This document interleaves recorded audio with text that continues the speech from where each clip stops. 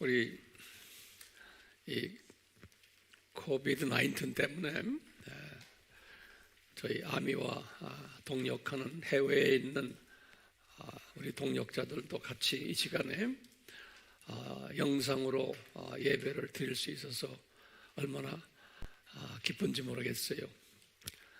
우리 저 호주에 있는 우리 팀들, 일본에 있는 우리 팀들, 심지어는 라오스에서, 비엔남에서, 저 멀리 중동에서, 또 미국에서, 캐나다에서 우리 주변에 있는 많은 분들이 지금 이 시간에 우리와 함께 예배를 드리니까 제가 여러분들을 대표해서 그런 분들에게, 이 모든 우리 동료들에게 우리 같이 인사드립시다.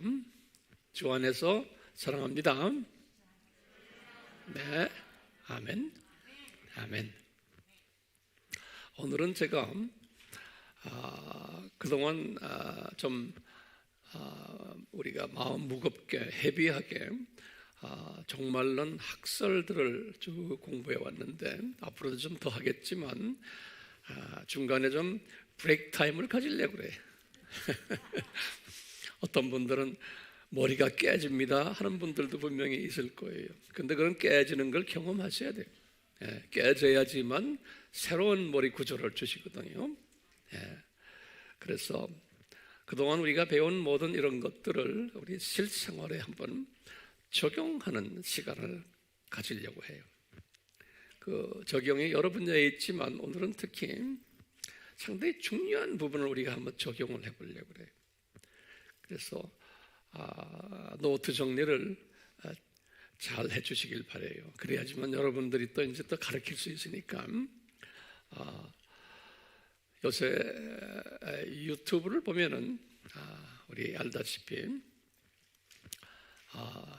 기독교계가 이 소위 예수를 믿는 사람들 중에 이 어떤 몇몇 이슈들 때문에 사분 오열된다고 그러죠.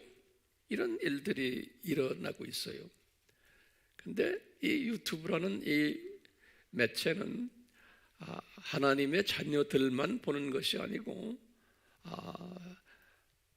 다른 종교를 가진 분들 또는 무신론자들도 본의 아니게 기독교인들의 그 사분 오열되는 모습을 보게 되어 있어요.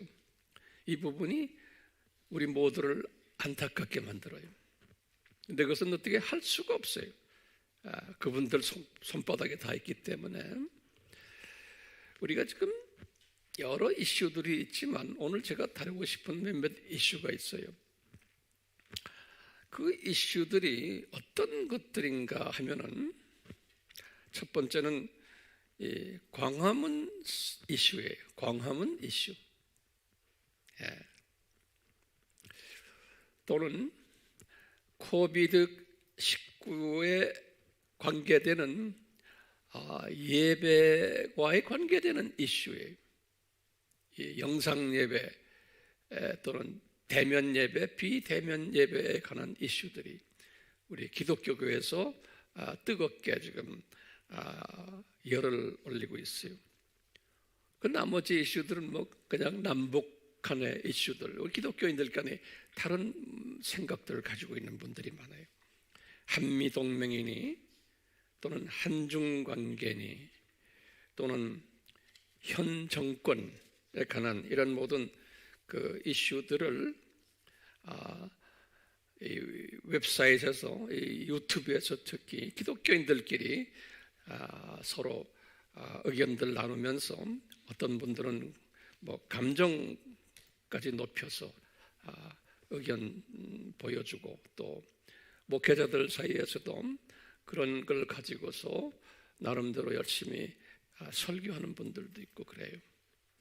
그래서 이 시간에는 저희들이 한번요, 이 광화문 이슈들을 한번 들여다보고 싶어요. 이 광화문 이슈들. 이 광화문 이슈를 이렇게 보면요, 제가 이렇게 보면 이 크리스찬들인데 크리스찬들인데 이 세 가지의 부류의 크리스찬들이 있는 것을 볼 수가 있어요. 크리스찬들인데 첫 번째는 친광화문 팀들이에요. 친광화문 팀들. 두 번째는 중도 광화문 팀들이 있어요. 중도. 세 번째는 반대하는 반광화문 팀들이 있어요. 이 세 팀들을 한번 우리가 분석을 좀 해보고 싶어요. 나도 그렇고 여러분들도 그렇고 분석하셔야지만 주변에 또 분들에게 이것을 같이 나누면서 분석을 하고, 이 분석을 한 다음에 이것을 우리가 어떻게 해석을 할까? 또 우리가 어떤 해석을 한 후에 우리의 노선은 어떤 노선으로 갈까라는 것을 좀 제시하고 싶어요. 첫째요, 이 친광화문 팀들이 어떤 입장을 가진 크리스찬들인가요? 이 친광화문 팀들이, 이분들은 현 정권을 주사파 정권으로 보는 분들이에요. 그리고는 용공 정치하는 사람들, 용공 사람들, 적화 통일을 도모하는 분들, 또는 낮은 단계의 연방제를 도모하는 분들, 또는 친북 정권자들, 또는 친중자들, 또는 반미자들, 또는 이분들은 반개신교, 특히 반복음주의 개신교자들, 근데 같은 종교인데 친로마 가톨릭,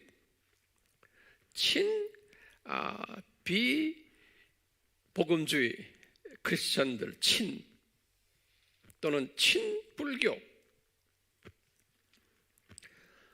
게다가 또 이 지금 친광화문 팀들 이야기입니다.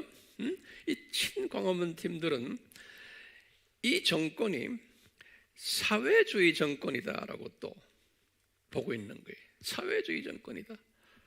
또는 친노동조합 정권이다. 또는 친전교조 정권이다. 또는 반대기업 정권이다. 그러니까 친노동자 그룹, 이게 친통제사회 그룹들이 보는 거예요. 그러면서 이분들은 이 소위 이 전교조나 용공 또 이런 사회주의자들은 거짓말을 밥 먹듯 하는 자들이다. 거짓말 해놓고 양심의 가책이 없는 자들이다. 이렇게 이제 보는 거예요. 더 심하게 보면은 이 사탄의 정권이다. 사탄 자녀들이다. 심하게 보면요. 그러니까 이분들은 일루미나티나 프리메이슨이나 또는 이런 이 교황권까지 제수잇이나 이런 팀들의 손아귀에 잡혀 있는 정권이다. 이렇게 이제 보는 거예요. 사람마다 좀 차이가 있지만, 그렇기 때문에 이 정권을 그만두면 안 된다. 이분들 그만두면 우리나라가 머지않아 적화 통일이 되고 공산화될 가능성이 대단히 많다. 그렇기 때문에 이 정권을 우리가 힘을 써서 물리적으로 물리쳐야 된다라고 보는 사상을 가진 분들이,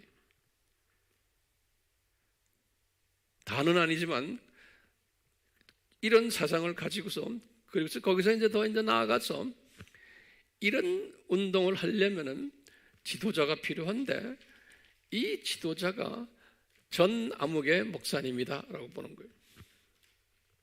그래서 이분이 총사령관이다. 또 어떤 분들은 이분은 나치에 반항을 했던 본헤퍼다. 그래서 본헤퍼가 나중에 사형당했지만 39살의 젊은 사람이에요.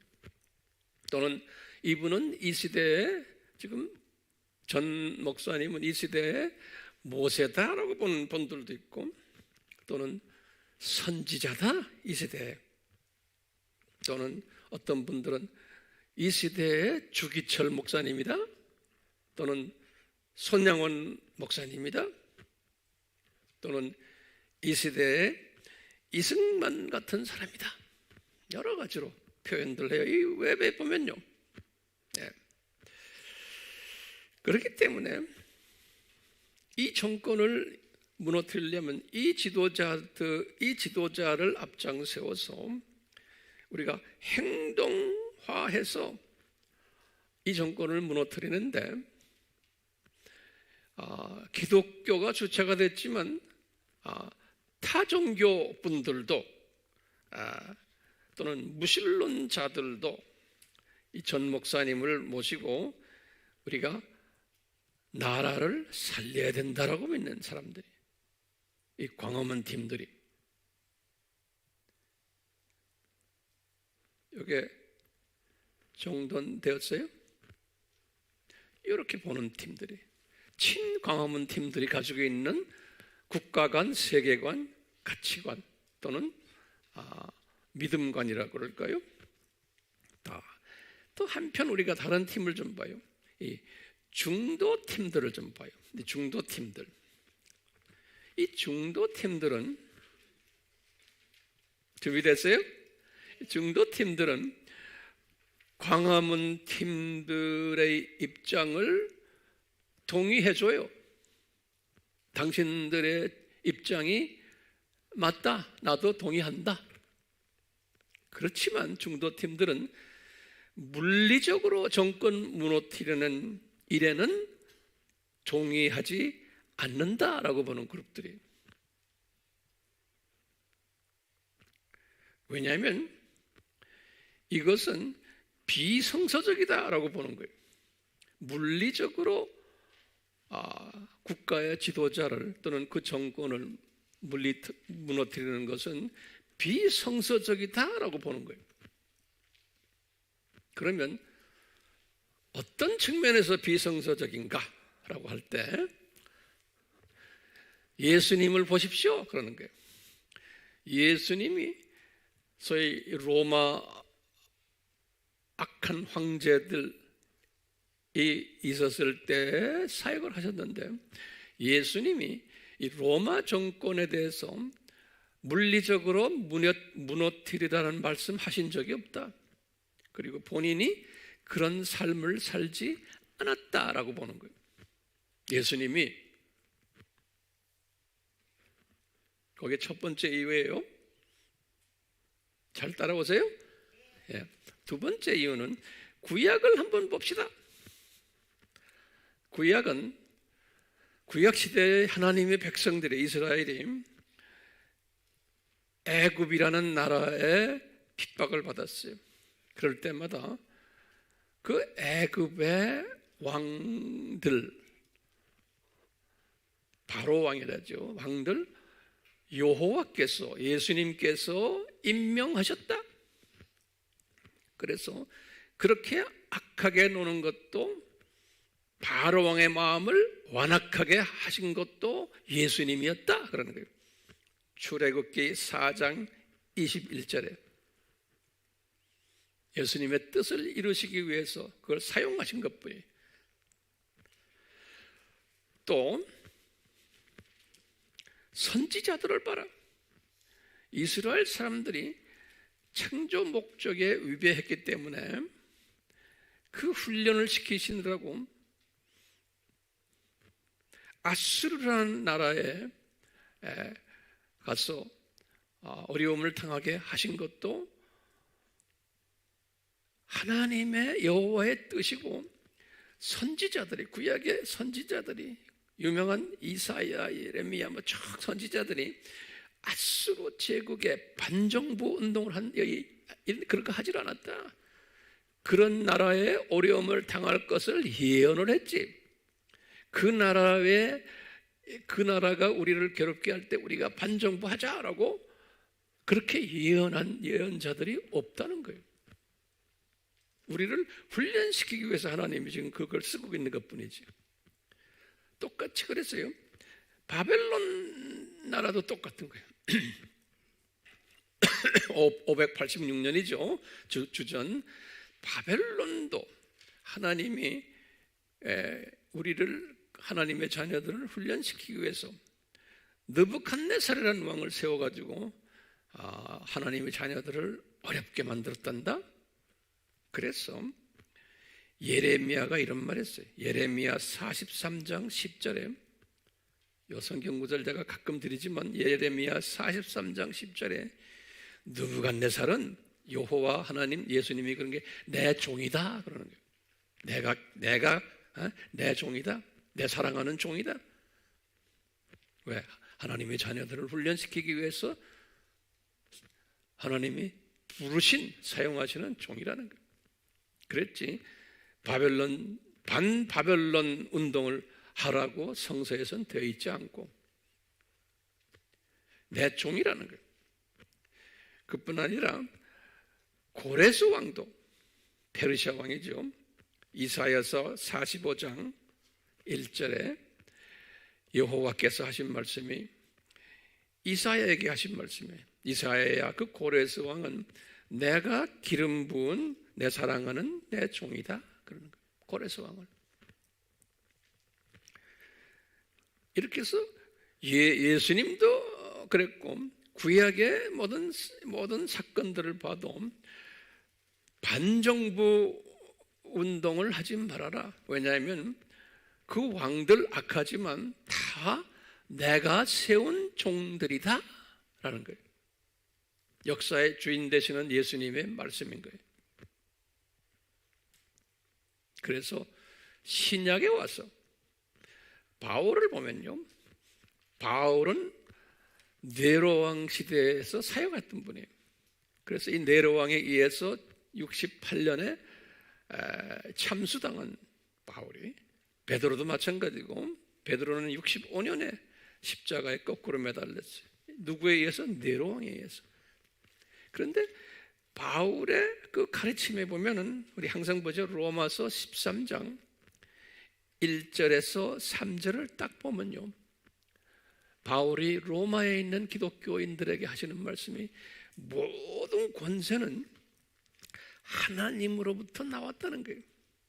그렇기 때문에 이 권세를 거역하는 것은 하나님을 거역하는 자고 저주를 받게 된다는 거예요. 이런 말까지 하셨어요. 그렇기 때문에 나도 알기 때문에 내가 반정부 안 한단다. 이분들이 나중에 나를 죽일지언정. 그러니까 크리스찬들아, 절대로 물리적으로 반정부를 하지 말아라. 바울이 디모데에게도 이런 말씀이에요. 디모데전서 2장 2절에, 또는 디도에게도 디도서 3장 1절에서 3절에, 그러면서 그 악한 왕이라도 네로 왕을 위해서, 그 관리들을 위해서 기도해주고 그분들이 하는 걸 그냥 복종해라. 너희들을 핍박해도. 왜냐하면 그래야지만 평화스럽게 지낼 수 있단다. 핍박이 와도. 이런 말씀을 하셨어요. 베드로도 마찬가지. 베드로도 핍박 가운데 베드로전서 2장 13절에서 17절에 이런 베드로가 그러는 거예요. 인간의 모든 법령에 복종하라는 거예요. 권세 있는 왕에게도 복종하고 그분을 입은 심지어는 존경하라는 거예요. 왜? 하나님의 뜻에 의해서 다 불리움 받은 자들이라는 거예요. 예. 그렇기 때문에 이런 그 성서적인 배경을 가지고서 지금 이 친광화문 팀들의 하는 행동에 그들이 가지고 있는 문제점을 지적한 것은 동의하지만 물리적으로 행동을 하지를 않는다는 거예요. 이런 성서적인 가르침 때문에. 그래서 그것을 그냥 편하게 말하면 중도파라고 그러는데 중도는 아니에요. 그렇지만 그냥 우리가 만들어 본 거예요. 제가 한번. 그렇기 때문에 우리는 뒤에서 광화문 팀들을 위해서 기도는 해줘야 돼요. 주님, 저분들 저렇게 나라를 사랑하고 또 교회를 사랑하는 분들이기 때문에 저분들 너무나 극우로 가지 않게 저분들을 통해서 이 정권이 정신 좀 차릴 수 있도록 정신 차리는 것도 엄밀한 의미에서는 성령님이 정신 차리게 해야 되는데 이 그룹들을 지금 친광화문 그룹들을 사용하셔가지고 정신 차리게 하실 수는 있잖아요. 그렇다고 해서 하나님이 지금 이 정권이 언제 시작해서 언제 끝날 것을 우리 예수님이 다 갖고 계시죠. 그렇죠? 그렇기 때문에 친광화문 팀들이 물리적으로 소리 지르고 뭐 하고 한다고 해서 그 기간을 단축할 수 있어요? 없어요. 그러니까 이 정권 무너져야 된다, 무너져야 된다 소리를 지르는 건 인간적인 생각이지 우리의 소원이지 그것이 성서적으로는 그것이 가능하지 않다라고 보는 것이 지금 중도적인 입장을 가진 사람들의 입장이에요. 바울 시대들 봐도 로마 제국이 무너지기를 원했지만 심지어는 로마 제국이 이스라엘을 주후 70년에 무너뜨려 버렸어요. 그리고는 그놈의 제국 빨리 무너졌으면 하는데 안 무너지고는 476년까지 갔어. 476년이요. 그러니까 400년 더 갔어요. 주후 70년부터. 그러면서 엄청난 일들을 해왔어요. 그러면서 그 제국을 통해서 나중에 313년에 콘스탄틴에 의해서 기독교가 공인이 되고 그러면 하나님 주님의 뜻이 계셨어요. 380년에는 데오도시우스에 의해서 로마 제국이 기독교화 돼버리고 그러면서 로마 가톨릭이 거기서 나오고 정교회들이 거기서 나오고 하나님의 큰 그림들이 있었어요. 근데 그 그림을 바울은 봤기 때문에 바울은 그 그림만 본 게 아니에요. 그분의 편지를 보면은 예수님의 재림까지 다 봤어요. 그래서 바울의 그 데살로니가전서 4장 16절부터 쭉 보면 예수님의 재림 이야기 나와요. 그럼 바울은 큰 그림을 본 사람이에요. 구약의 선지자들도 엄청난 큰 그림을 봤어요. 그런 그 핍박 가운데 바벨론 핍박, 아수르의 핍박 가운데 성령님께서는 그분에게 이사야에게 특별히 뭘 보여줬냐면 이사야에게는요 곧 바벨론 사건이 있을 거고 아수르 사건이 있을 거고 바벨론 사건이 있을 건데 그 외에도 예수 그리스도가 오실 것이고 그분이 이사야서 53장에는 뭐예요? 십자가에 죽으실 것이고 우리 다 알잖아요. 그거 다 본 거예요. 그뿐입니까? 이사야서를 쭉 보면 우리가 이제 나중에 내가 자세히 또 우리 볼 기회가 있어요. 이사야서 보면 천년 왕국에 대해서 자세하게 써 있어요. 천년 왕국. 그러니까 이사야가요 주전 700년 사람인데 긴 이 천년 왕국까지 다 본 거예요. 그리고는 새 하늘과 새 땅까지 다 본 거예요. 그러니까 이사야가 무슨 시각을 가졌던 거예요? 독수리 시각을 가졌던 분이에요. 그러니까 그 당시에 그 사회적인 문제만 본 분이 아닌 거예요. 바울도 독수리 시각을 가졌던 분이에요. 그 당시에 그 로마 정권 그것만 보고 반정부 운동을 한 분이 아닌 거예요. 큰 그림을 보면서 주님을 섬겼던 분이.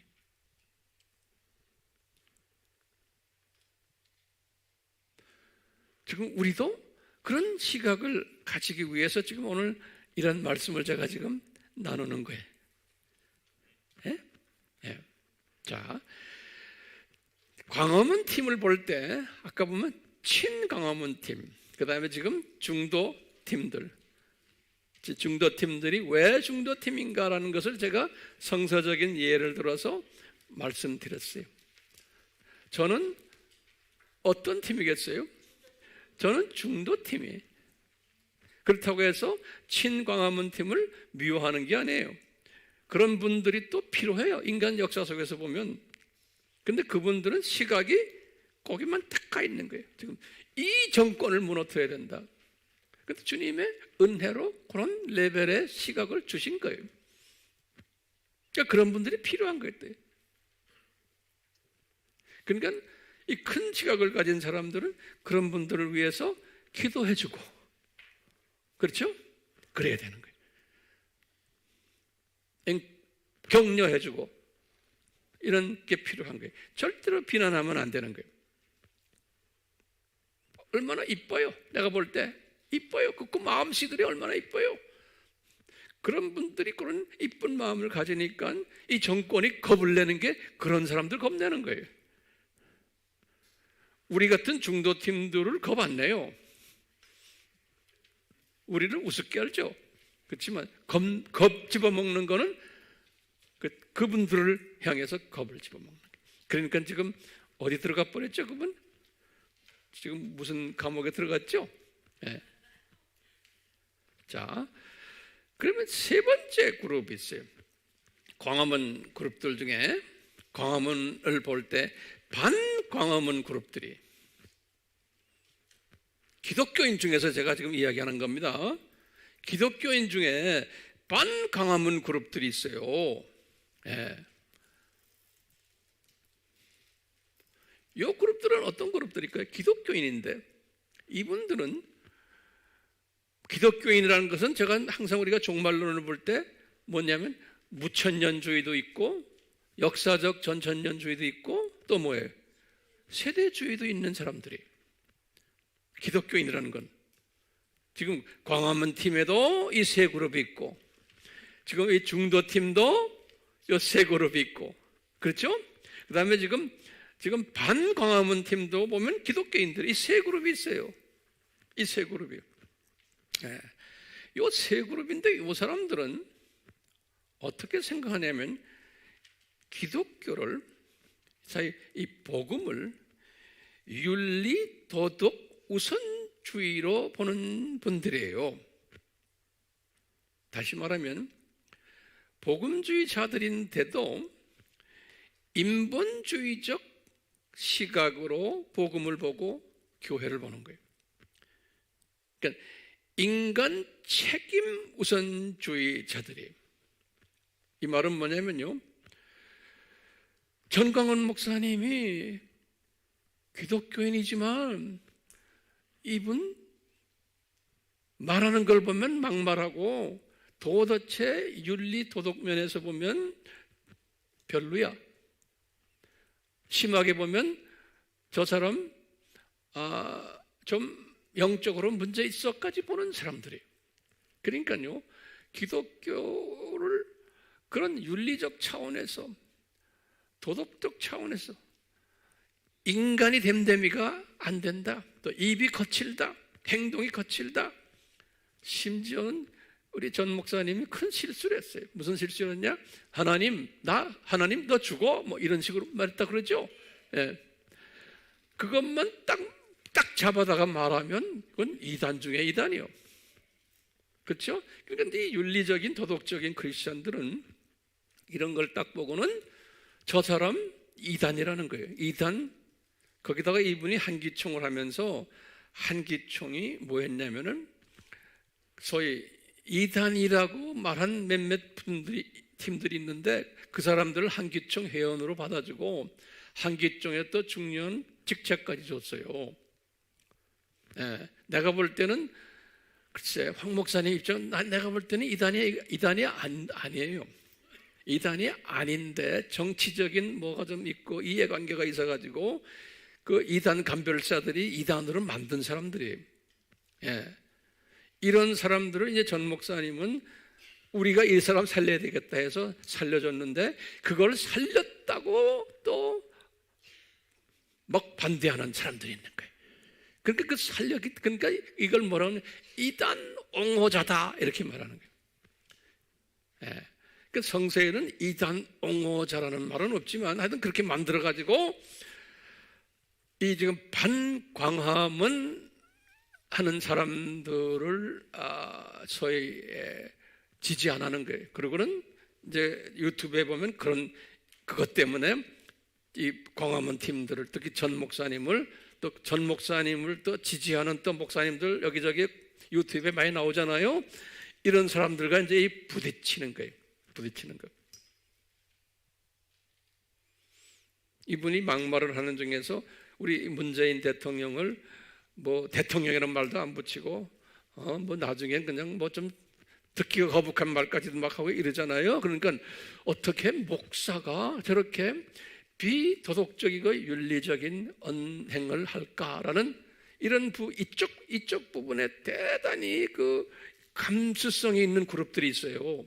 기독교인 중에서. 그렇죠? 예. 이런 그룹들이 볼 때는 전 목사님이 하는 것이 마음에 안 드는 거예요. 왜 그렇게 하느냐? 이런 그룹들이 또 꽤 많아요. 이런 측면에서 반광화문 팀들이 있는 거예요. 또 반광화문 팀들 중에서 소위 기독교인이라고 하는데 또 한 팀이 있어요. 지금 윤리 도덕적인 크리스천 말고 또 한 팀은 뭐냐면 이 팀들은 후천년주의 팀들이에요. 후천년주의 팀들은 뭐예요?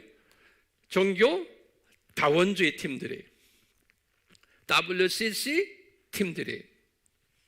이 팀들 엄청나게 많죠, 우리나라에도요. 이 팀들은 누구를 지지하는 팀들이에요? 기독교인이면서 지금 현 정부를 지지하는 팀들이에요, 이 사람들은. 근데 겉으로 보면 다 목사들이고 기독교인들이에요. 겉으로 보면 다 목사들이에요. 그리고 교회 가지고 있고 교단 가지고 있고. 근데 이 그룹이 또 엄청나게 많아요. 그러니까 이 팀들이 그 사람 전 목사를 볼 때는, 광화문을 볼 때는 저 사람들 꼴통 보수다 그러는 거예요. 예? 그러면서 극우세력이다. 예? 더 나아가서 민족 통일을 방해하는 놈들이다 보는 거예요. 더 나아가서는 반민족주의자들이다. 지금 이 정권이 남북을 통일시켜서 하나가 되려고 하고 전쟁 없게 하려고 그러고 화평하려고 지금 하는 정권인데 거기다 대고 왜 이렇게 난리를 지기느냐? 이렇게 보는 시각인 거예요. 자, 여러분들, 우리는 어떻게 해야 돼요? 이런 지금 상황 속에서 어떻게 해야 될까요? 자, 한국 교회가요, 이렇게 지금 분열되어 있어요. 제가 아까 서론에서도 말씀드렸지만 이 분열이 우리 집안끼리만 하면 괜찮은데 이것이 외부에 다 지금 노출돼 버린 거예요. 예수 안 믿는 사람들에게까지. 그러니까 이 예수 안 믿는 사람들이 볼 때는 왜 이 기독교 팀들이 이렇게 분열이 돼가지고 서로 싸움질하고 목사들끼리 싸움질하고 거기에 댓글이 그냥 수천 개 막 나오고. 예? 그러니까 이분들이 볼 때는 이 기독교가 이게 뭔가, 예. 누가 와서 전도를 해도 이 기독교의 이런 추한 모습을 이 사람들이 보고 있으니까 전도가 잘 안 되는 거예요. 오늘날 지금 이런 상태에 우리가 있어요. 자, 첫 번째 이슈가 광화문 이슈. 여기 좀 정리됐어요? 예, 나중에 이제 결론은 내가 나중에 또 드릴 테니까 여기 우선 분석을 이렇게 해보는 거예요. 분석됐어요? 예. 요거 나중에 설명하실 때 여러분들이 요 분석을 이렇게 해주셔야 돼요. 그냥 설명하면 안 돼요. 두 번째 이슈가 있어요. 제가 두 번째 이슈만 이야기하려고. 두 번째 이슈가 뭐냐면 코비드 19 이슈예요. 코비드 19 이슈 중에서 지금 이게 대면 예배, 비대면 예배 때문에 기독교계가 또 이렇게 서로가 분열이 돼 있어요. 얼마 전에 어떤 목사님이 유튜브에 이런 말을 썼죠. 내가 이제 그분은 참 말을 잘하는 사람이에요. 말을 잘하는 사람인데 누구라고는 내가 말 안 해요. 이분이 뭐라고 말했냐면 지금 코비드 19은 제2의 종교 개혁이다 이런 말을 했어요. 알죠? 예. 그래서 보니까 반응이 대단해요. 예. 반응이 거기에 동의하는 분들이 이 종교 개혁이라는 건 뭐예요? 종교 개혁이라는 것은 이 로마 카톨릭이 소위 크리스천들이 우상을 섬겼기 때문에 그러는 거예요. 크리스천들이 돈의 우상, 명예의 우상, 건물의 우상, 변질된 거예요. 이 창조 목적을 위배했기 때문에 때가 되어 소위 개혁자들이 나와가지고 그 우상을 넘어뜨린 거예요. 그래서 거기다 대포를 쐈다. 이분이 이제 그런 표현을 했어요. 대포를 쏴가지고 그 아성을 무너뜨려 버렸다. 그러듯이 지금 500년 후에 오늘날 코비드 19이 이 시대에 대포를 쏜 거다. 어딜 향해서?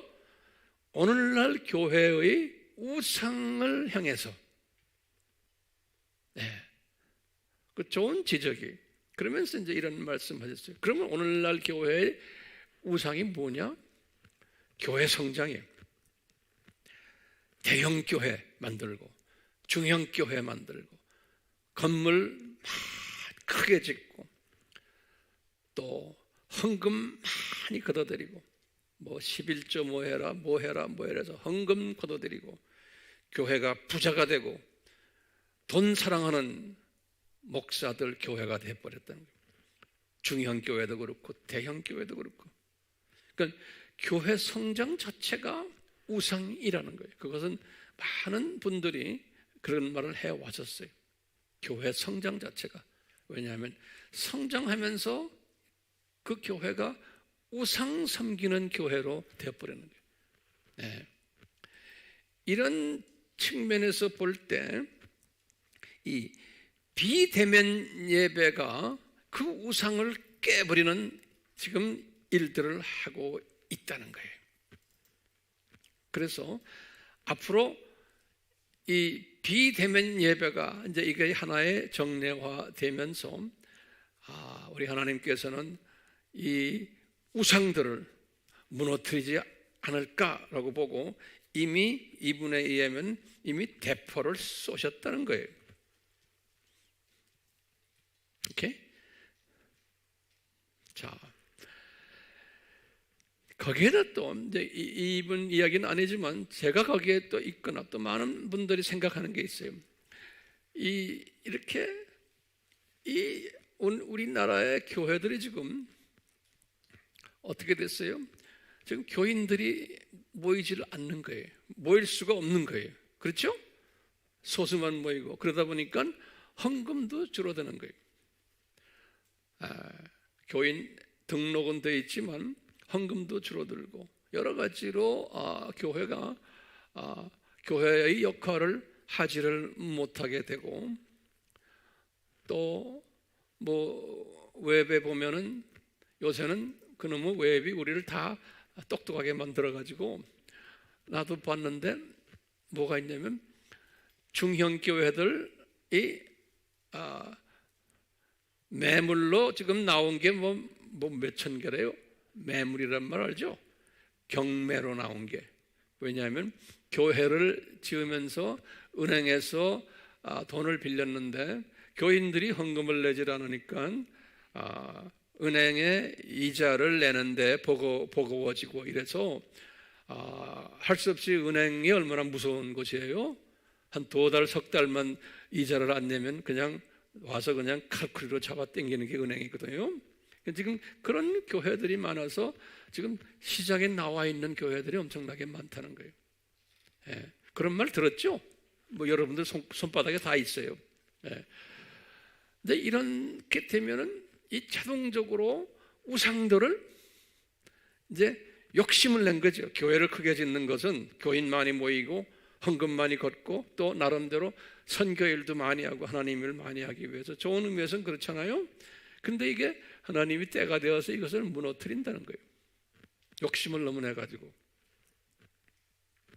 자, 이제 이것 때문에 돈이 안 들어오니까 선교비도 내지를 못한다는 거예요. 그래서 지금 국내 교회 문제만이 아니고 이 국내의 교회 문제가 지금 해외의 한국 선교 필드에도 이것이 불똥이 떨어졌다는 거예요. 예. 그래서 선교사들이 선교비를 받지를 못하니까 이제 철수하는 선교사님들이 꽤 많아졌고 지금 이 본국에 그렇게 철수를 하고서는 와서 그냥 기다리는 선교사들이 상당히 많다는 거예요. 그렇기 때문에 이 해외 선교도 어떻게 해왔기에 그러냐? 왜 철수를 해야만 되느냐? 해외 선교도 돈으로 선교를 했기 때문에 그런 거예요. 돈으로. 돈 받아가지고 건물도 짓고 뭐 선교센터도 짓고 또 직원들 봉급 주고 하면서 돈으로 했기 때문에 하드웨어예요. 하드웨어에 투자를 쭉 해온 것이 선교이기 때문에 소프트웨어에다 투자를 안 했기 때문에 소프트웨어에 투자해 놓으면 돈이 안 가도 그 안에서 스스로가 자기네끼리 이제 자생력을 가지는데 그 자생력을 키워주지 않는 거예요. 예. 감사한 것은 우리 AMI 미션들은 자생력을 다 갖고 있어요. 거기에 우리 팀들은 거의 여러분들 수준들이에요. 그러니까 제가 가도 되고 안 가도 되고 스스로가 다 잘 자라나요. 좀 감사한 일인데 그렇지 못한 데가 많으니까 지금 선교지가 무너지고 있는 거예요. 그러니까 이 선교라는 게 보여주기식이 선교했기 때문에 금전만능적 선교를 했기 때문에 본국에서 선교비를 충당을 못하니까 이 그냥 무너져 버리는 거예요. 그냥 무너져 버리는 거예요. 예. 그렇기 때문에 이 대포를 얻어맞은 것이 본국만이 아니고 선교지도 대포를 맞았다라고 보는 거예요. 예. 이런 가운데요, 소위 후천년주의 기독교 그룹들은 이런 것을 어떻게 생각하느냐. 예. 이런 지금 교회가 이렇게 본국 교회도 어려움 당하고 또 해외 선교도 어려움 당하는 이 모습을 후천년주의 분들이 볼 때는 소위 다원주의자들이죠. 후천년주의 분들, 그분들 적그리스도 그룹으로 봐도 돼요. 이분들은 옛날부터 소리 지르는 게 있었어요. 이런 코로나 있기 전부터, 오래전부터, 수십 년 동안. 뭐냐면 대형 교회는 무너져야 된다. 대형 교회는 썩었다. 복음 장사꾼들이다. 대물림한다. 또는 복음 정치꾼들이다. 또는 무지한 교인들을 속여가지고 그냥 맹목적으로 순종케 만든다. 자기네 교회 목사님들을 우상시한다. 깨어나야 되는데 깨어나지 못하고 있다. 그러니까 하나님이 지금 이분들도 하나님이라고 그래요. 다원주의 사람들도요. 하나님이 지금 때가 되어서 손을 보고 계시다. 이번 코비를 사용해서 또 이분들은 선교를 그렇게 비난을 해요. 복음주의 선교를. 이분들은 어떻게 비난하냐면요, 해왔었어요. 그렇게 해외 선교하는 것들 다 보여주기식 선교한다, 한국교회가. 하나님께서는 이런 사람들을 통해 가지고도 우리에게 주시는 메시지가 많아요. 보여주기식 선교한다. 소위 무자격 선교사들 엄청 많다, 선교지에. 또 이런 분들은 말하는 게 있어요. 본국에서 신학교 나왔지만 목회지가 없어서, 짭이 없어서 선교사로 가는 사람 무지하게 많다. 또 목사들은, 교회들은 자기네 교회가 선교한다는 것을 보여주기 위해서 이 무자격 사람들을 선교지로 돈 줘가지고 내보낸다. 이렇게들 비난해 왔어요. 그러니까 이 선교사들은 한국에서도 별 볼일이 없는 사람들인데 선교지에 나갈 때 교회들은 돈이 있으니까 돈 줘가지고 내보내는데 선교사들이 가는 것 중에 동기 중에 뭐냐면 자녀들을 국제학교에 보내기 위해서 보낸다. 자녀들, 그럼 선교사들이 대부분이 자녀들 국제학교를 거기서 다 보내는 거예요. 한국에서는 또 잘 안 되니까. 그러니까 한 번 나가면은 안 들어와요, 아이들 때문에. 그러다 나중에 이제 자녀들이 어느 정도 커지면 다 다른 북미에 유학 보내고, 이런 것들을 이 진보적인 사람들이 예리하게 보는 거예요. 그러니까 이 사람들이 뭐냐면 한국 교회가 달러를 엄청 낭비한다. 이제 그런 비난이 있어 왔었는데 지금 이 코비드-19을 통해서 지금 실제로 이분들이 그분들 비난에 맞춰가지고 지금 중대형 교회들이 어려움을 당하고 선교지가 어려움 당해서 지금 선교사들도 막 철수하고 막 이렇게 하니까 이분들은 생각이 어때요? 꽃이다 그러는 거예요. 당연하다 이거예요. 이런 기회에 무사명이 없는, 무자격이 없고 사명이 없는 선교사들을 정리하자, 이렇게 나오는 거예요. 그러니까 이 말만 들으면 상당히 복음적인 말을 하죠. 근데 이 사람들은 다원주의 사람들이에요. 어떻게 말하면 순수한 성서적 크리스찬들이 아닌데 크리스찬인 양, 이런 식으로 또 말하는 거예요. 그러니까요, 제가 지금 이런 거 분석을 하면서 상당히 혼돈된 사회 속에서 우리가 지금 살고 있어요. 그러니까 이런 것을 우리가 잘 모르면요, 웬만한 사람들은 그냥 혼돈돼 있어요. 아직 제가 정돈하려면 아직 조금 더 시간이 더 가야 돼요. 지금까지 잘 따라오고 있어요? 예? 이런 후천년주의, 그렇기 때문에 종말론을 그래서 공부하는 거예요. 제가 지금 후천년주의, 문천년주의 뭐 이야기하잖아요. 이게 다 거기 다 관계가 있어요. 이 후천년주의들 사람들이 이렇게 소위 복음주의 사람들을, 교회들을, 선교사들을 비난을 할 때 일부 복음주의 사람들이 여기에 대해서 또 반박하는 게 있어요.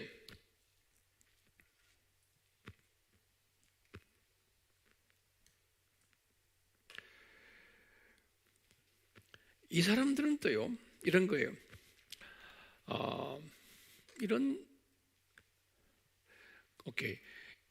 이 말을 먼저 제가 할게요. 이 사람들과 같이 대면 예배와 비대면 예배를 가지고 이야기할 때 이 복음주의 사람들 중에 이런 사람들이 있어요. 제 말 잘 들으세요. 복음주의 사람들 중에 비대면 예배는 진정한 예배가 아니다라고 보는 분이 있어요. 비대면 예배는 그렇기 때문에 이 예배를 통제하고 있는, 다시 말하면 대면 예배를 못 보게 하는 요 통제 정부, 지금 우리나라 정부예요. 통제하는 이 사회주의 정권을 우리는 반대해야 된다. 그래서 우리는 반드시 대면 예배로 바꿔야 된다는 거예요. 성서적 예배를 보려면, 그러기 위해서는 이 정권과 싸워야 된다고 보는 거예요. 예배 측면에서.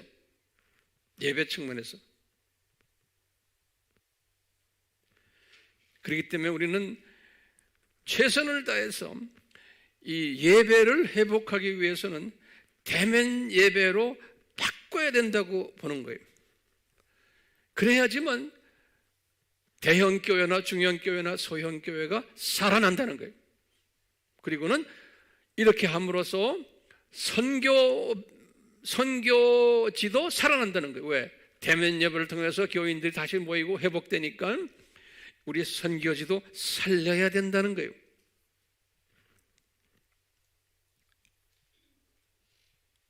이런 분들도 있는 거예요.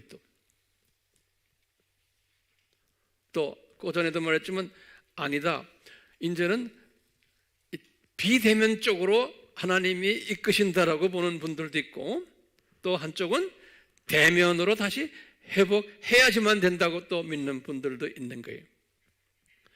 자, 그렇기 때문에요, 우리가 지금요 같은 예수님을 믿는다고 하는 이 그룹들이 여러 갈래로 나눠져 있어요. 그래서 이번 이 기회를 통해서 광화문 이슈와 이 코비드-19 이슈와 이걸 가지고서 우리가 좀 몇 가지 좀 볼 필요가 있어요. 이제 우리가 한번 질문을 좀 던져봅시다.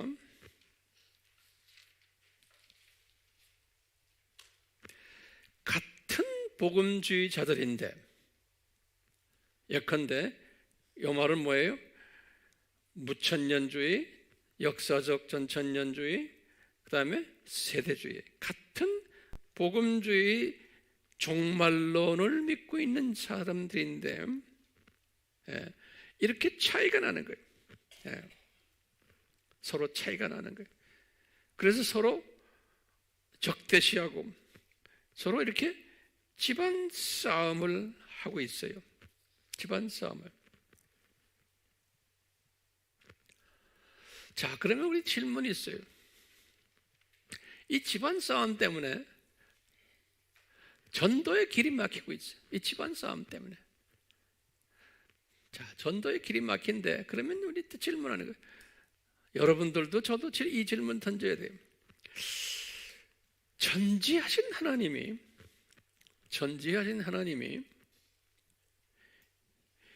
이렇게 분열할 것을 오늘날, 과거는 잊어버리시고 오늘날 우리나라만이 아니고 지금 다른 나라도 마찬가지예요. 분열할 것을 미리 아셨나? 이거 이제 우리가 한번 질문을 던져보는 거예요. 다른 질문은, 그러면 아셨다는 말은 디자인하셨나 미리? 아니면 이것은 어디까지나 인간 자유의지에 맡기셨나? 그러니까 인간 자유의지에 의해서 이런 문제들이 야기되었나? 인간 책임 때문인가? 여러 가지 우리가 이제 질문을 던질 수 있어요. 거기에 대한 해답은 내가 나중에 드리려고 그래요. 두 번째 질문은, 전능하신 하나님이 왜 이 분열을 막지를 않으시는가? 왜 이 분열을 그냥 방치하는 것처럼 우리에게 이렇게 보여주시는가? 이것 때문에 비신자들에게 우리가 지금 부끄러움을 당하고 있는데 우리 부끄러운 부분을, 우리의 치부를 왜 이렇게 노출시키게 하시는가? 왜 저지시키지 않으시는가? 이 질문이에요. 자, 이런 질문을 던져놓고 제가 이제 결론적인 말씀을 좀 드릴 텐데, 굉장히 중요한 이제 부분이에요. 제가 이제 이렇게 말씀을 묵상하면서 이 문제를 가지고 제가 이렇게 묵상하면서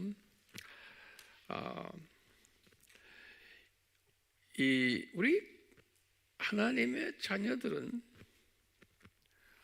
이 문제를, 지금 우리가 가지고 있는, 오늘날 가지고 있는 이 문제들을 어떻게 소화해야 되느냐예요. 비기독교인들은 제쳐놓고 이 소위 복음주의적인 하나님의 자녀들이, 저나 여러분들이에요, 이 문제를, 이런 다양한 지금 문제점들을, 시각이 다 다른 거예요, 서로가. 이것을 어떻게 소화하고 해석해야 되는 거예요. 그럴 때 저는 이런 생각이 나요. 제가 항상 이야기했죠. 지금부터 잘 들으세요. 7가지 깨달을지언정, 기억나세요? 7가지? 그 7가지 깨달을지어다.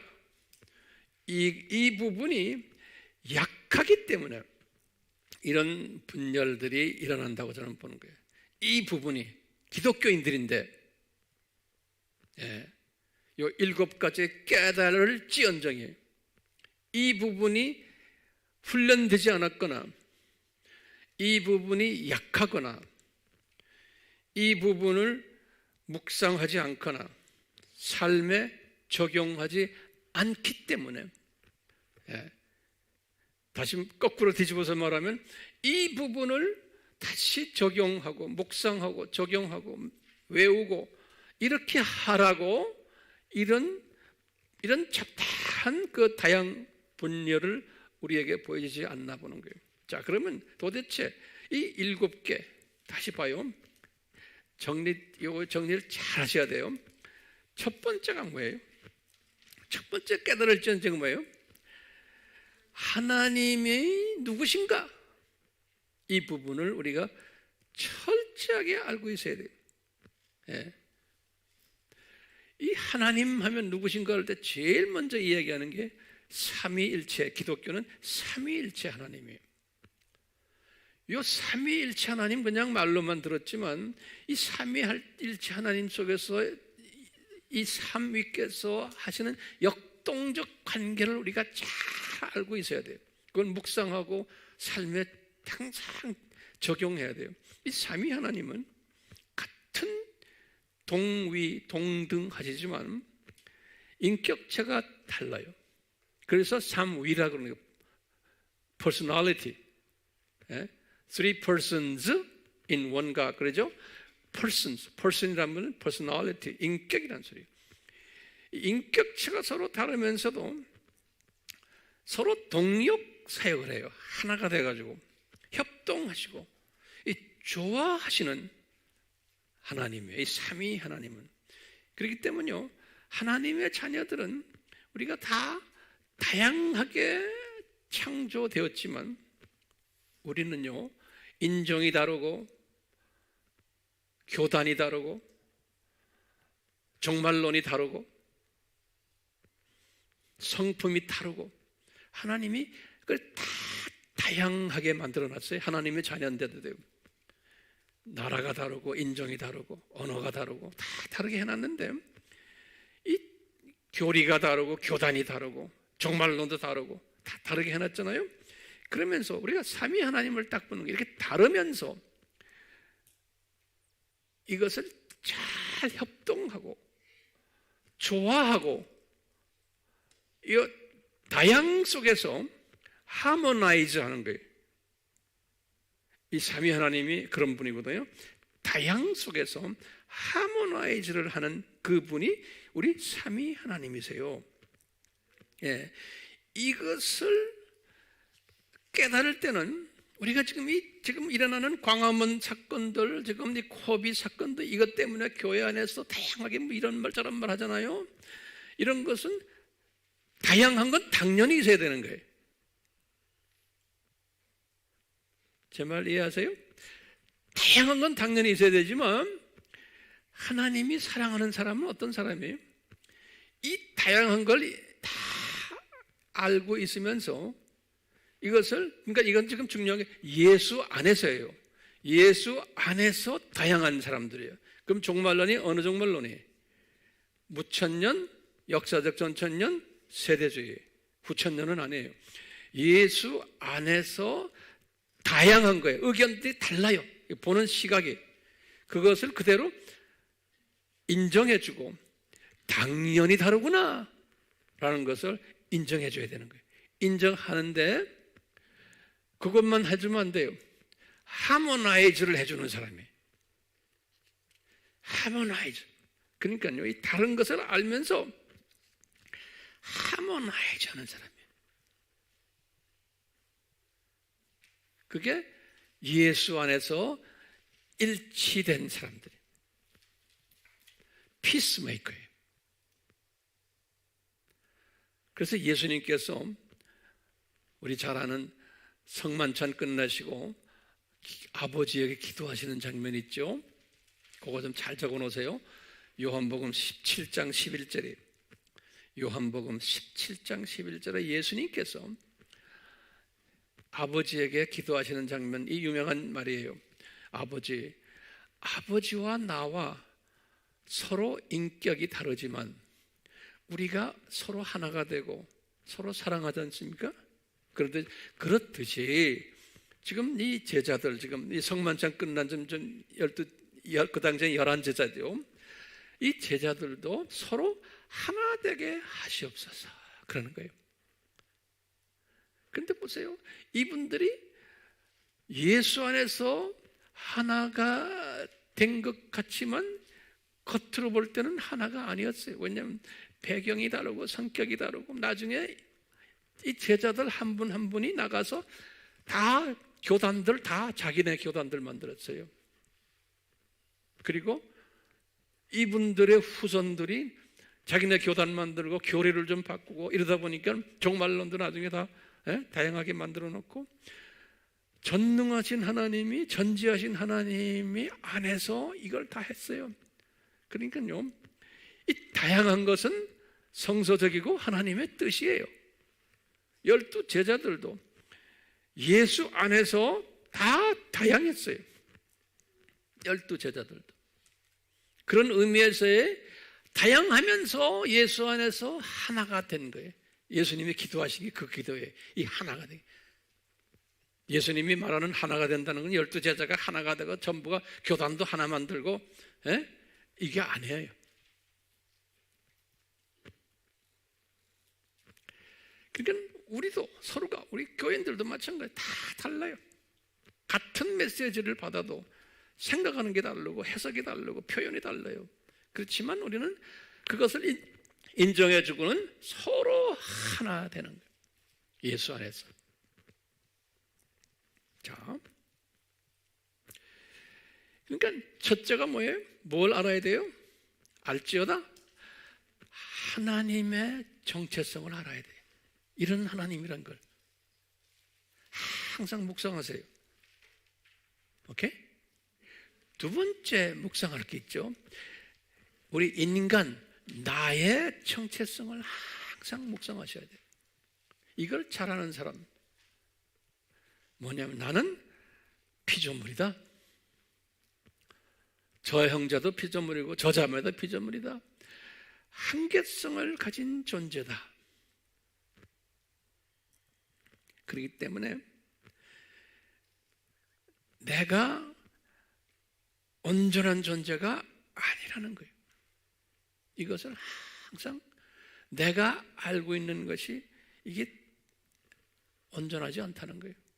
이것을 항상 인정하시고, 세 번째로 인정하실 것이 하나님의 자녀들이지만, 여기 중요한 개념이지. 하나님의 자녀들이지만 세 번째는 겉모습이 다르고 가정 배경이 다르고 성별이 다르고 교육 수준이 다르고 문화 수준이 다르고 성품도 다르고 거기에다가 영적인 은혜도 분량이 다르게 줬고 영적인 은혜도 또 영적인 은사의 분량도 다르게 줬고 또 영적인 믿음의 분량도 다르게 주신 거예요. 하나님의 자녀들인데 그러니까 엄청난 다양성을 가지게끔 해놓은 거예요. 이것을 우리가 항상 묵상해야 돼요. 저 사람이 나와 좀 다를 때 주 안에서 예수님 안에서 이걸 인정해 줘야 되는 거예요. 그런 사람에게는 평강이 있어요. 조금 다른 이야기해도 나와 좀 달라도 내가 열을 내지 않는 거예요.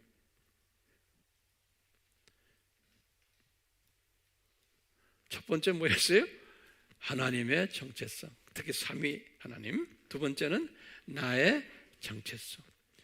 그 다음에 분량의 차이. 분량의 차이예요. 하나님의 자녀들이.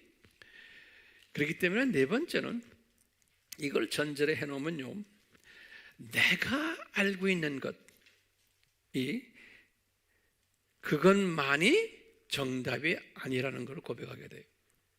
내가 알고 있는 것만이 정답이 아니라는 걸 고백하기, 그 겸손한 사람이 되는 거예요. 그렇기 때문에 보세요. 광화문 팀들의 정답이 아닌 거예요. 정답 중에 하나예요. 또 중도파들도 또 있죠. 예? 이런 걸 다 내가 그냥 안아주는 거예요. 예수 안에서요.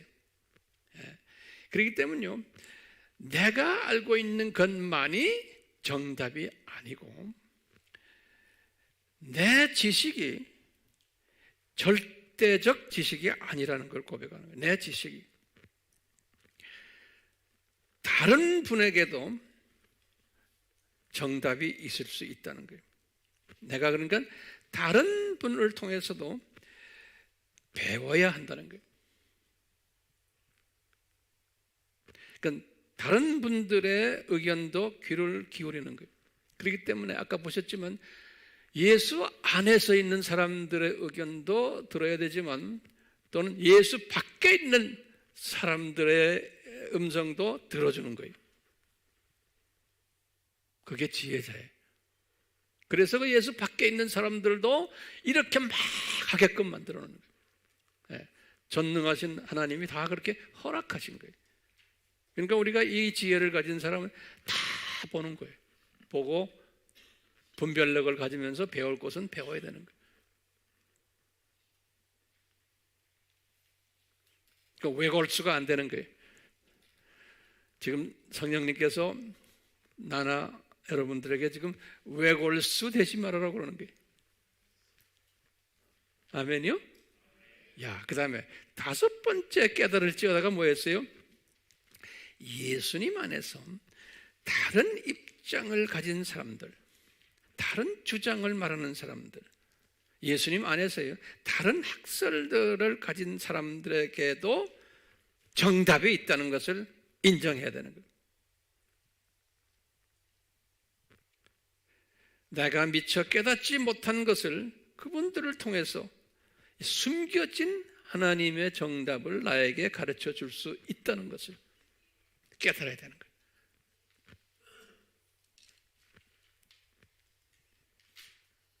그러니까 이 광화문 팀들도, 친광화문 팀들도 너무나 극우로 가지 말고 극적으로, 예? 조금 좀 캄다운 하면서 조금 귀를 이쪽에 귀도 좀 기울이시면서 가는 것도 좋겠죠? 예. 그런 지금 그런 단계가 된 것 같아요. 물리적으로 지금 그런 분위기가 돼버렸어요. 하나님께서 그렇게 인도하시는 거예요. 한때 좀 막 떠들다가. 자, 왜 웃으세요? 자, 몇 번째예요? 여섯 번째 깨달을지어다는 뭐냐면요, 지금 예수 안에 있는 다양한 그 주장들을 하는 사람들이 누구예요? 다 하나님의 자녀들이라는 것을 우리가 알고 있어야 돼요. 광화문 찬성팀들, 중도팀들, 반대팀들, 예수 안에 있는 사람들이 다 누구의 자녀예요? 하나님의 자녀들이라는 거 잊지 말아야 돼요. 나만이 아니에요.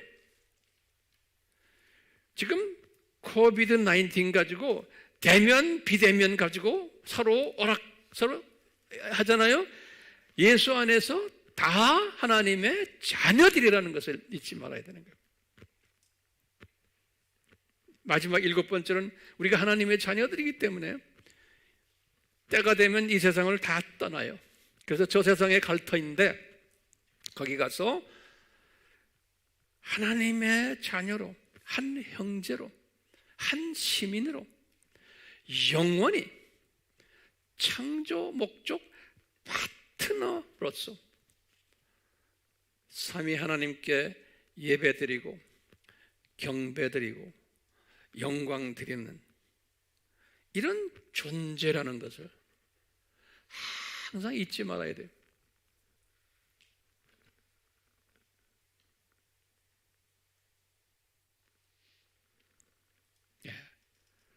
자, 내가 결론 중에 결론 말씀을 할게요.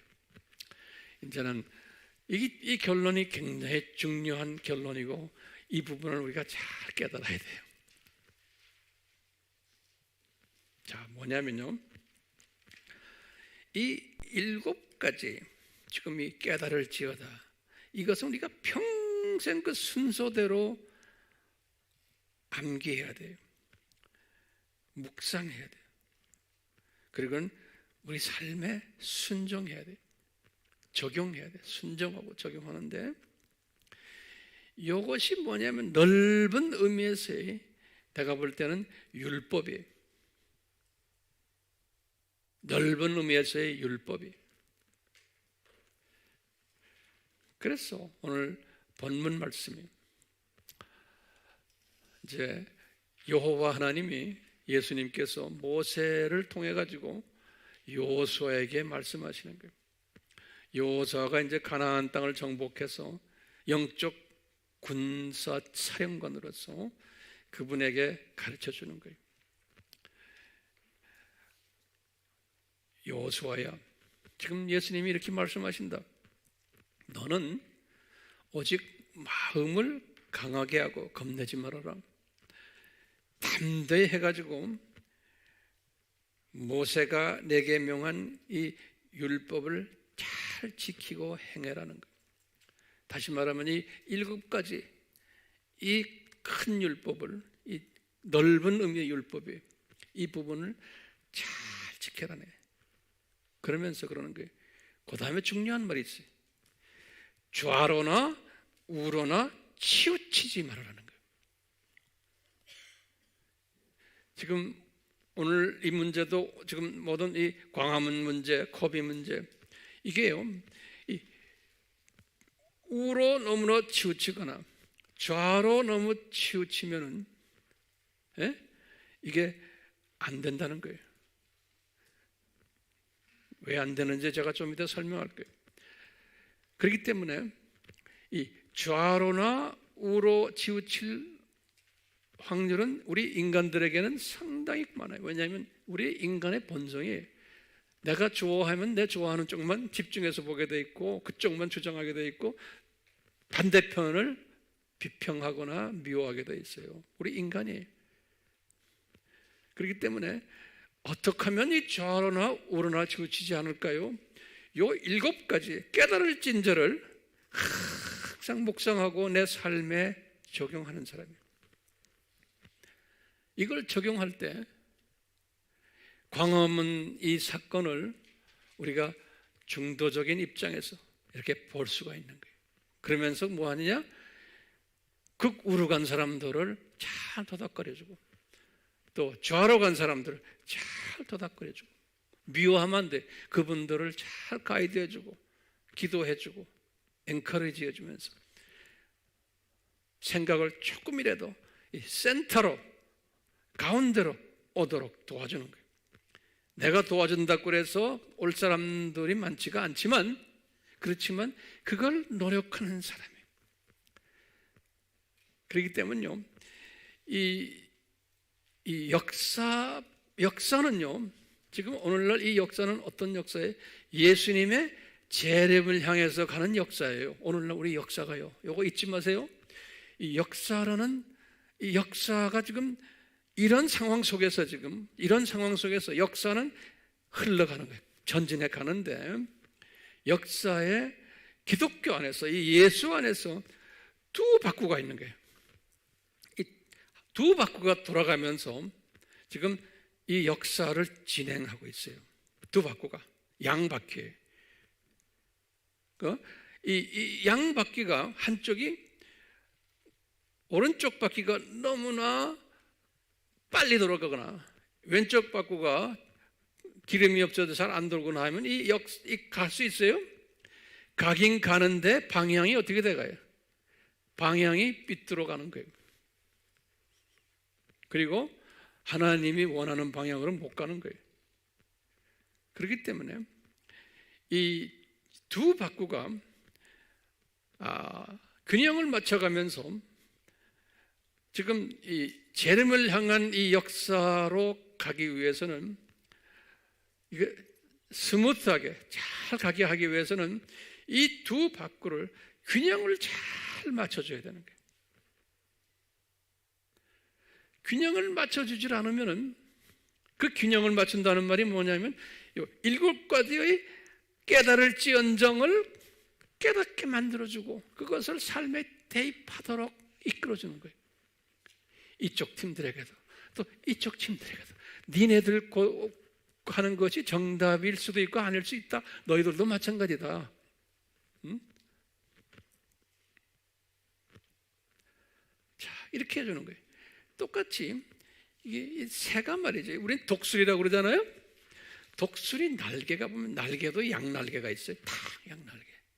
이 양날개가요, 한쪽이 세고 한쪽이 힘이 없으면 이 독수리가 힘이 빠져가지고 좀 밑으로 내려오기도 하지만 또 방향도 제멋대로 딴 데 가요. 그러니까 두 날개가 아주 평형으로 해야지만 이 역사의 방향이 제대로 쫙 가는 거예요.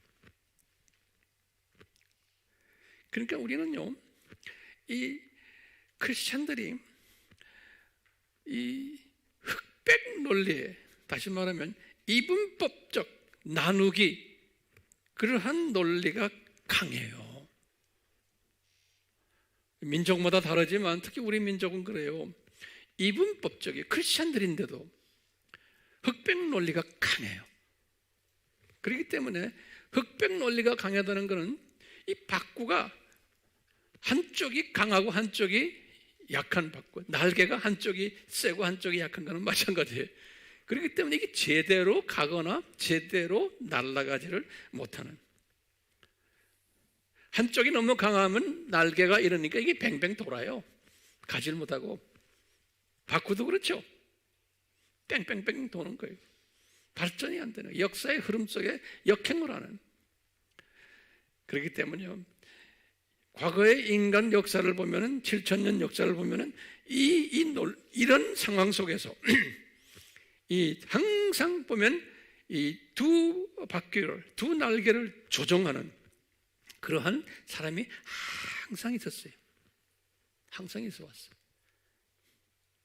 오늘날도 마찬가지. 우리도 이런 그 상황 속에서 여러분들 주변에 있는 사람들에게, 또는 이렇게 외부를 들여다보면서도 너무 한쪽 바퀴가, 한쪽 날개가 약하구나 강하구나 이걸 딱 보고 분별력을 가진 다음에 그분이 누군지는 모르지만 그분을 위해서 기도도 해주고, 또 주변의 사람들이 질문이 오면 이런 부분을 설명해 주면서 우리는 이 하모나이저, 오케이?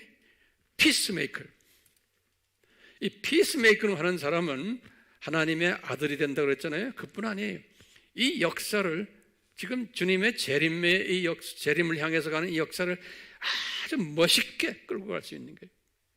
문제없이. 그래서 형통케 하리라 그런 거예요. 그러니까 이런 사람은 우리의 삶 속에서도 형통케 해주시지만 자녀들에게도 주님이 기쁘니까 자녀들 형통케 해주시고 모든 부분에서 형통케 해주시면서 우리의 사역도 형통케 해주시고 모든 부분에서 형통케 해주시겠다고 약속하셨잖아요. 아멘? 그러니까 피스메이킹 하는 거예요. 그러려면 생각을 바꿔야 돼요, 우리가요. 그래서 내가 지금 결론적으로는 그 7가지의 깨달을지언정을 항상 묵상하세요. 외우시고. 오케이? 그것이 율법에 순종하는 자예요. 좌로나 우로나 치우치지 않는 사람이에요. 그런 사람들에게는 어떻게 해요? 형통케 해주는 거예요. 우리를 통해서. 그러니까 우리를 통해서, 조그마한 그룹이지만 우리의 영상에 들어와서 이 깨달은 사람들을 통해서 어떻게 해요? 이 한국교회가 이 싸움질하지 않고 이 기독교의 수치스러운 부분을 폭로시키지 않고 좀 스무트하게 주님의 재림을 준비하는 그러한 우리 한국교회가 되기를 소원하면서 제가 이 말씀을 오늘 준비했어요. 우리 같이 기도합시다. 성령님, 저희들 이 양날 달린 독수리처럼 이 시각을 넓게 아주 멀리 또는 현미경 시각까지 보는 그러한 은혜자로 만들어 주셔서 주변에 조그마한 참새 시각을 가진 분들 또는 그거보다 더 작은 시각을 가진 분들을 눈 떠주게 하는, 또 한쪽 날개가 고장난 분들, 한쪽 바퀴가 고장난 분들, 그것을 우리가 잘 수리해주고 잘 돌아가도록 만들어주는 그 일을 감당하는 좌로나 우로나 치우치지 않는 피스메이커가 되도록 한 분 한 분에게 기름 부어 주시옵소서. 예수님의 이름으로 기도드리옵나이다. 아멘.